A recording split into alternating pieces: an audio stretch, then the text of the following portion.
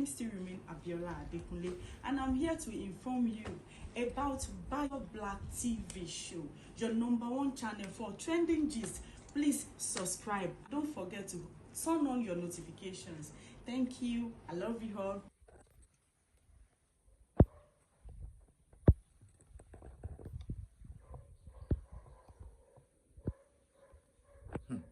Ẹ kú dédé àsìkò yìí, mo kí gbogbo ojú tó ń wò mí.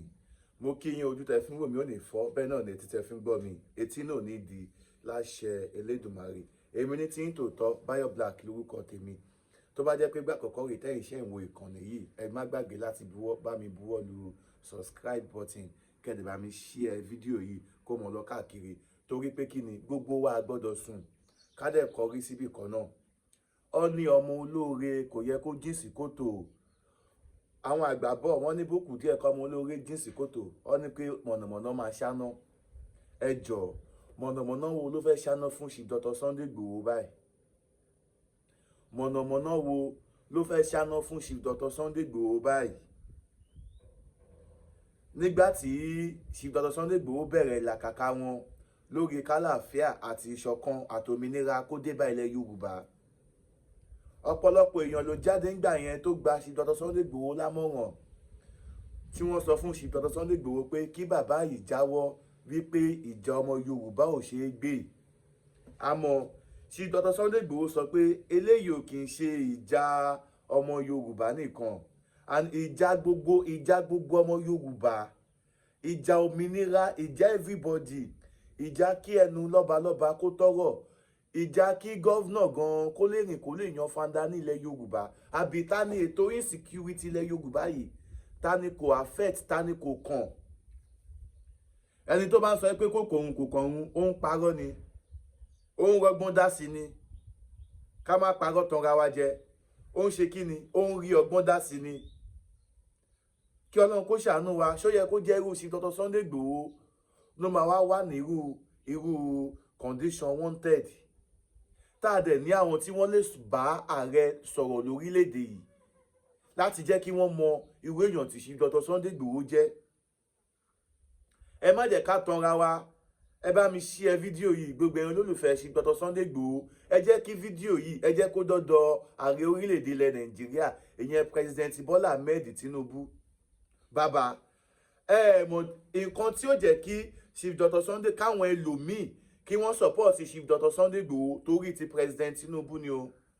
Torí pé kí ni, níṣe làwọn èèyàn míì ni wọ́n rò wípé Chief Dr. Sunday Igboho ń ṣiṣẹ́ fún ààrẹ Bola Ahmed Tinubu. Ẹ̀yin náà ṣàgbọ́ nípa ọ̀rọ̀ kan tó ń jà ìròyìn, ọ̀rọ̀ yẹn ti wà ní ẹjọ́.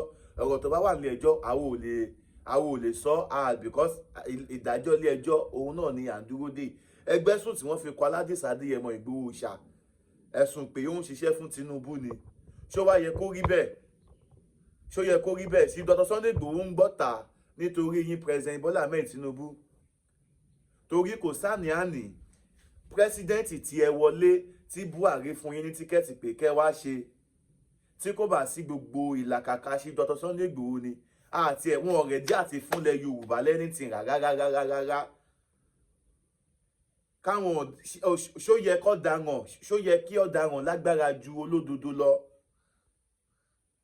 Ohun tí Chief Dr. Sunday Igboho ń sọ fáńfà ní gbogbo ọmọ Yorùbá ni. Wọ́n láwọn ò ní gbà káwọn olóṣèlú kó máa lórí adéfín, kó bá máa dọ̀bálẹ̀ fún gómìnà. Tó jẹ́ ìjà sí pé kí gómìnà yẹn kó tó di gómìnà, ó kọ́kọ́ wá dọ̀bálẹ̀ fọ̀ba náà. Kí respect kó lè padà lórí àwọn orí adé wa. Èyí ló mú kí Chief Dr. Sunday Igboho kó máa ṣe pé ó yá, ẹ jẹ́ ká sì kí ni, ẹ jẹ́ kí mọ̀ wa kó ṣọ̀kan. Ẹ má jẹ́ ká tàn wá.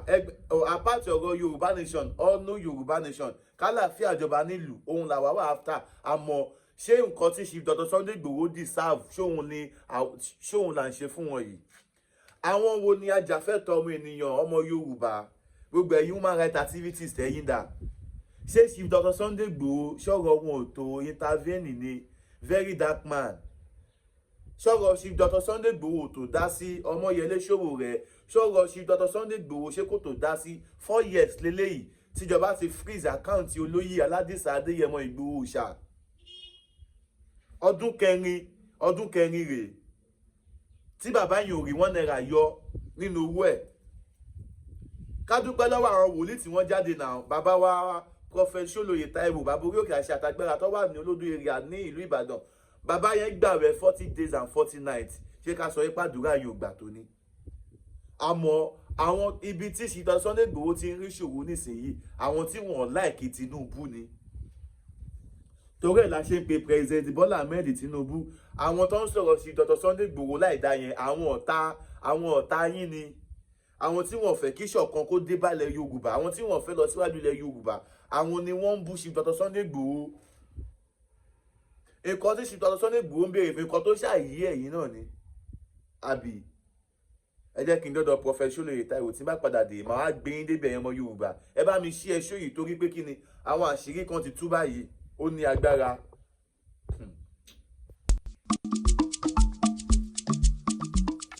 Mo pàṣẹ sínú ayé ẹni tó lè rí àmì ṣe láti òní lọ lábẹ́ àhámọ́ ogun tí ayé yín wà lórúkọ Jésù. Agbára Ọlọ́run kó tú yín sílẹ̀.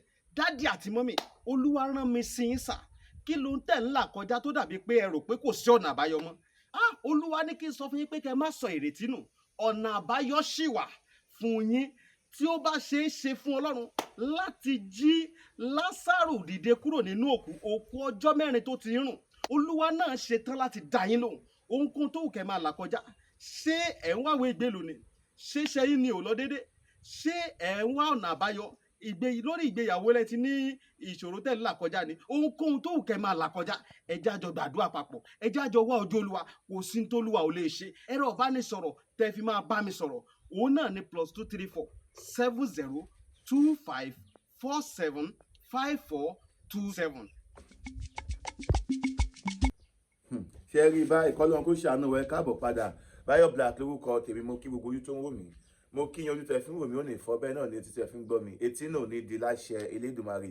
Èmi ní tí ń tòótọ́ Bayo Black lórúkọ tèmi. Ẹ wo bí ẹ má yẹ ká tanra wa. Ọ̀pọ̀lọpọ̀ èèyàn ni ò láìkí Ṣìtá Sunday Igboho nítorí ti Bola Ahmed Tinubu ni o. Àwọn ọmọ Yorùbá, ẹ má yẹ ká tẹ̀lé lẹ́gọ̀fà àwọn tó ń sọ̀rọ̀ olóyè láìdáa. Ẹ jẹ́ ká sọ reality. Àsìkò yìí làwọn ọmọ Yorùbá gbọ́dọ̀ ṣe ra wa lọ́kàn. 2027 bọ̀. Ṣá fẹ́ pín yẹ́lẹyẹ̀lẹ wọ 2027 ni. Ìgbà tá bá ti pínra wa yẹ́lẹyẹ̀lẹ. Ṣá fẹ́ kí ṣé nísìnyí báyìí kọ́mọ Ìgbò kọ́mọ Yorùbá kó má ṣe ààrẹ ní ọdún 2027 mọ́. Ṣé Ìgbò ni kó bọ́ síbẹ̀? Àbí Fúlàní ni kó bọ́ síbẹ̀? Àbí Haúsá ni kó bọ́ síbẹ̀? Ṣọ́dún 7 ọmọ Yorùbá ti pé. Yorùbá nation, Yorùbá nation, Yorùbá nation, Yorùbá nation tí àwọn kan pariwo ní online. Support wo làwọn aráàlú fún wọn? Àgbì Yorùbá nation gbà. Kọ́mọ Yorùbá má ti wá ní president ààrẹ, ó burú jáyé o. Ẹ̀yin ọmọ Yorùbá, ẹ jẹ́ kẹ́nu wa kókó. Ẹ jẹ́ ká jẹ́ kẹ́nu wa kókó. Mo dẹ̀ kí Ààrẹ Ọ̀nà Kakanfò. Bàbá ẹ jọ̀ọ́, ipò tẹ́wà yẹn, ipò Ààrẹ Ọ̀nà Kakanfò tẹ́wà yẹn, ẹ jọ̀ọ́. Ẹ bá wa ṣe kí ni? Ẹ bá wa lo influence yín. Ìjà kọ́ ló yẹ kẹ́ máa bá olóyè jà lásìkò yìí o. Torí àsìkò yìí ilẹ̀ Yorùbá nílò yín gidi gan ni. Ilẹ̀ Yorùbá nílò yín o. Inú mi dẹ̀ máa dùn tẹ́ bá lè gbọ́ ìpè ọmọ Yorùbá. Tẹ́ bá lè ṣe kí ni? Ẹ ṣe tọ ọmọ Yorùbá náà máa ṣe ti yín.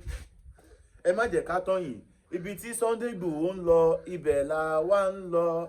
Ibi táládìsá ń lọ, ibẹ̀ la wá ń lọ o. Ibo wá ní Ṣìtá Sunday Igboho ń lọ?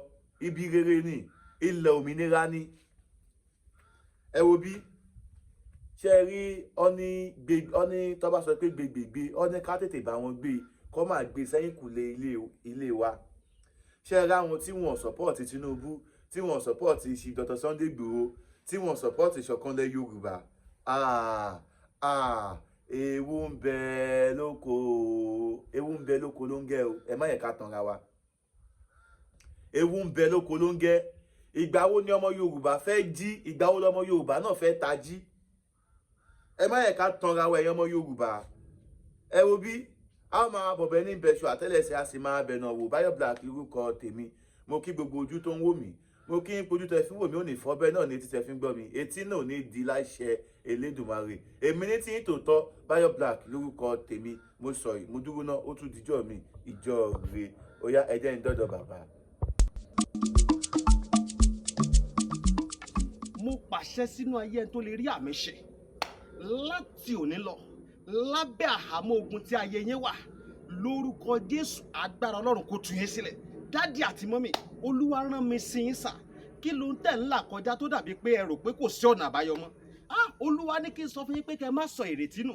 Ọ̀nà àbáyọ ṣì wà fún yín tí ó bá ṣe é ṣe fún Ọlọ́run láti jí Lásárù dìde kúrò nínú òkú ọjọ́ 4 tó ti rùn. Olúwa náà ṣetán láti dá yín lóhùn. Ohunkóhun tó wù kẹ́ máa là kọjá. Ṣé ẹ̀ ń wáwé ìgbélú ni? Ṣé iṣẹ́ yín ni ò lọ déédé?